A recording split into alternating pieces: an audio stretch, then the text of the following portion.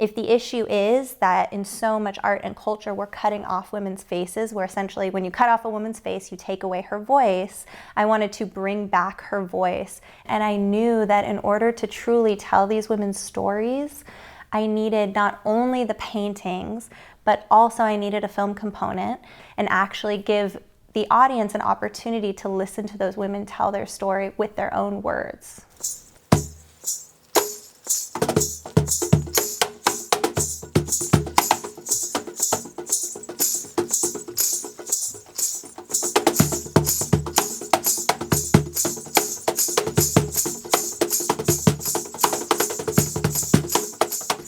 When I was second, third, fourth grade, we would always see the sixth grade band perform. And I would see these boys and girls playing instruments and creating something like as a team. And anytime I would see them perform, my eyes would go right to the drummer. And it was always a boy. But I was like, that is so cool. I wonder if I could do that. And I wanted to play so bad, and my parents said, no, why don't you play the flute like your girlfriends? And I was like, no.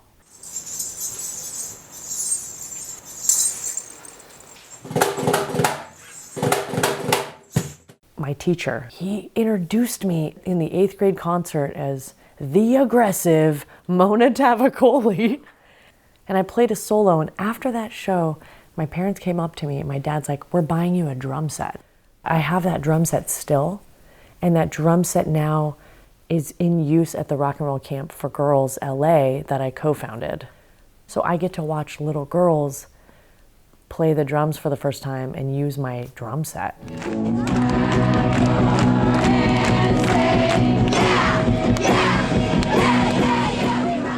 Being an Iranian and being raised by Iranian parents in America, it definitely informed my feeling like I wasn't allowed to play drums.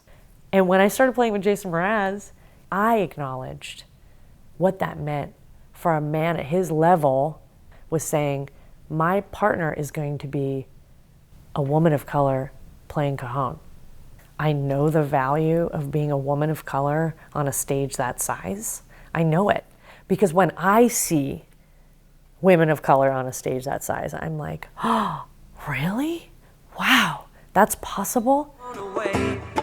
No more, no, I want to celebrate the whole world. I'm gonna make it mine, because I'm following your joy. I'm gonna make it. All of my work has really strong narrative behind it. It's about somebody, it's about someone, it's about something. And I feel like this project, because finally I'm incorporating film, I'm interviewing my heroes, and I'm taking these important issues that matter so much to them and bringing those things to the forefront. And I feel like together they create a more cohesive depth and breadth to the project. The work I do as an academic, writer, lecturer, and activist is centered at looking at the intersection of my Blackness and my womanhood. Two things that I certainly didn't choose, but they're two things that affect how I maneuver through the world every day. I grew up in a very white suburb of Akron, Ohio, and I was often the only Black person in my class or on my soccer team or in my Girl Scout troop. And so that was a big part of my understanding of the world, was just existing in this way that both had nothing to do with race and everything to do with race. And it's really influenced my work, I think, now. It wasn't until I became an adult that I got kind of the frustration around books that I loved reading, like The Babysitter's Club. And there's literally not one Black character in them, and how I was going through life reading about stories that had nothing really to do with me as a Black girl, especially thinking about books like Little Women, just a lot of the classics that if I really was to logically place myself in this story, I would probably be a slave. I've been sharing this story that I recently got a book from a woman she sells books on My Black in Brooklyn. It was called The Works of 19th Century Black Women, and it literally was a transcript of lectures from Black women doing anti-racism work in the 19th century. Mm-hmm. And what? Like, it's just our turn, like, it's just my turn to do what's always been done. Mm-hmm. As far as the concrete, tangible work that I've been doing, it really started and took off after the Women's March.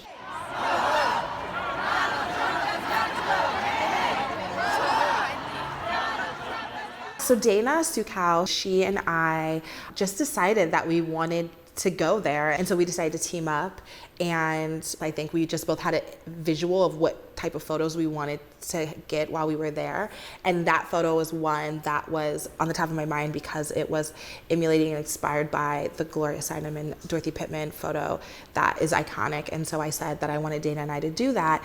So we got the photo, the next day we posted it, and it very quickly kind of was making its rounds. And then like everything changed. When the photo first made its rounds, it was to very white audiences. The overwhelming majority was really excited about the post. And then a few weeks later, Afropunk posted it to their majority audience of color, and I got a very, very different reaction where I was getting a lot of comments like, why were you even at that march? How could you trust that white woman next to you? What were you thinking? You look so silly out there. That kind of pushed me into doing my own study and my own research about how race had its play in the feminist movement. And as I began to learn more stuff, I just began to teach more stuff, and that's how I kind of got into this work as a writer and as a lecturer. I never claimed to be a deep expert, I just claimed to be someone who is learning deeply and willing to teach it in the best way that I can. The idea of the color just going through is so cool. Wow. That's so cool. It's so cool. In high school, I was like student body president. I was on the speech and debate team. Loved being on a team. I just loved helping each other improve. And then I went to college and I was looking for teams. I joined the marching band.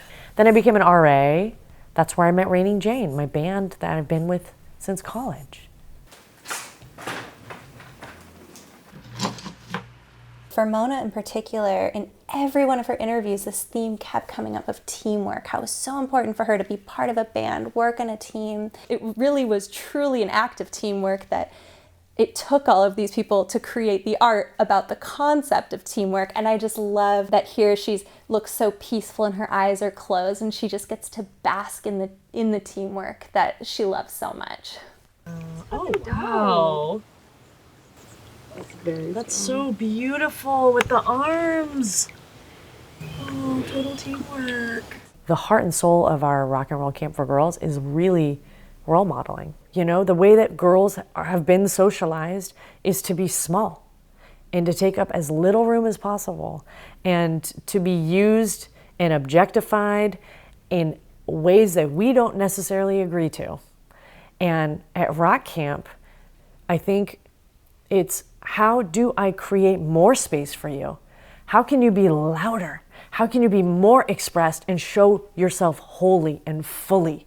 And sometimes we do that with screaming into a microphone, or sometimes we do that by opening our arms to our sisters and saying, I see you, I see you. And at camp, it's about making noise, being loud, taking up space, and all those things we were told and taught to be small and beautiful and quiet is now take it off and go for it. And know that you're gonna be held through the whole process and loved.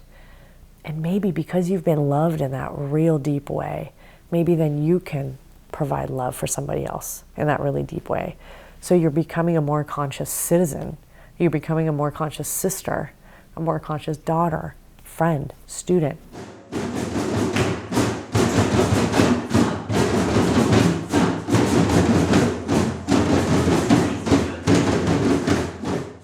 What makes Rachel so special is that she takes the truths that she sees in the world and she's able to speak about it and write about it in a way that other people can easily digest and understand. So I wanted to illustrate that concept where I painted her dominant hand and kind of those ideas that flow from what she sees and what she speaks out into the world to illustrate her impact.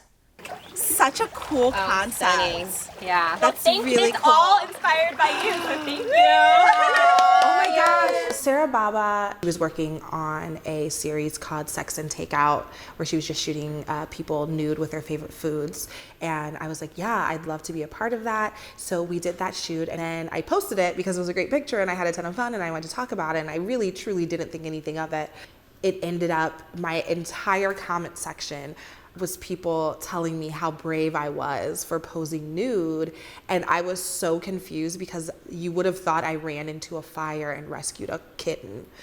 Literally all I did was be okay with my body. That's all I did. The truth is, all I did was not hate myself. And for society to think that not hating myself is the bravest thing I could be doing, that's a concern. What are you actually saying? You're not saying, I'm brave. You're saying, I would hate myself if I were you, and I can't believe you posted a photo like that. I have decided to not constantly be living to protect and coddle everyone else's projections and perceptions of my body in the world. Beautiful.